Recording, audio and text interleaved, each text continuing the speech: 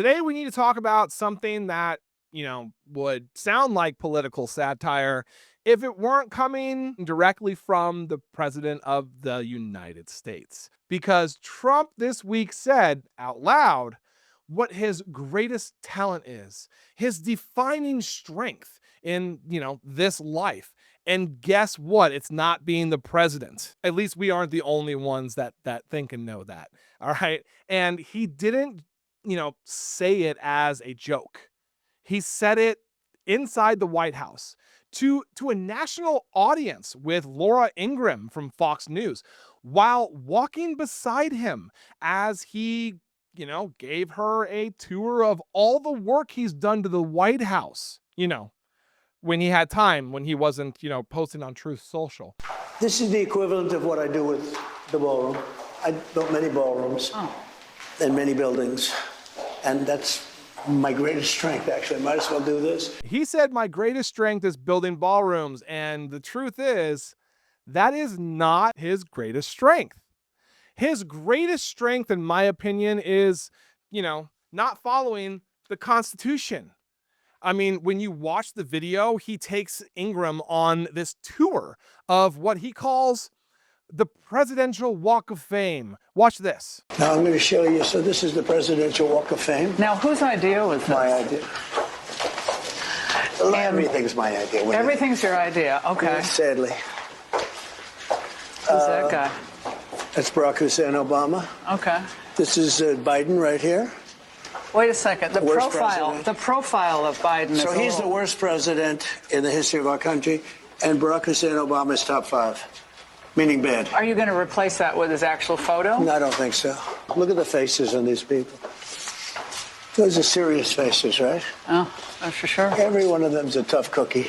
And at the end of that walk, after, bashing former presidents, he has a moment of mental stalling or a reset or whatever you would call it when bragging about bronze, but then calling bronze brass. Take a look at this, fellas. You want to see detail.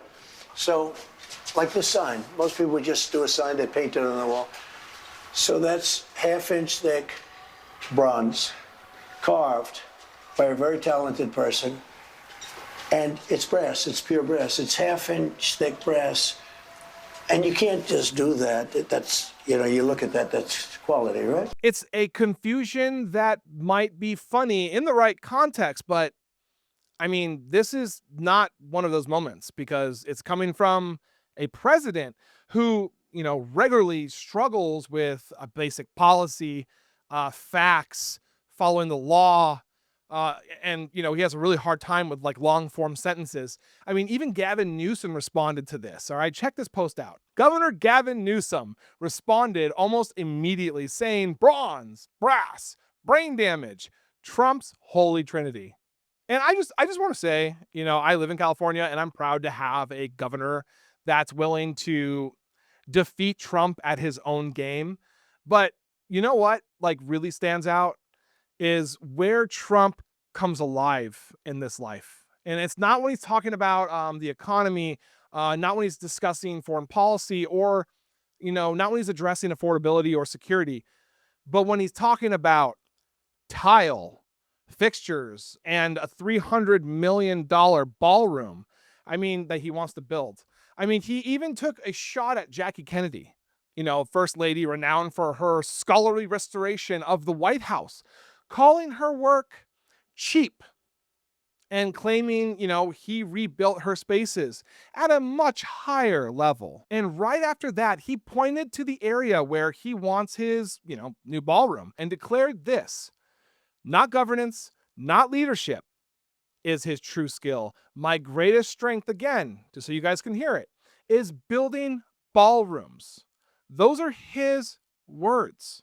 And this is not like a quirk, it's a window, a clear look into a White House where focus isn't on Americans and their challenges, but on interior design.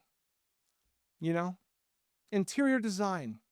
A president who prioritizes ballrooms over bedrock foundational principles, including a constitution he swore to uphold. So when he says his greatest strength is building ballrooms, he may not realize how true that sounds to every other American in this country and what it reveals about what isn't his strengths. Thank you guys so much for watching. Make sure you guys like, comment, and subscribe to stay connected and informed to the stories that matter, the people that matter, and most importantly, the truth. The thing that is so hard to find right now. And just so you guys know, I do the best that I can to answer the comments. So I really hope to see you guys in there.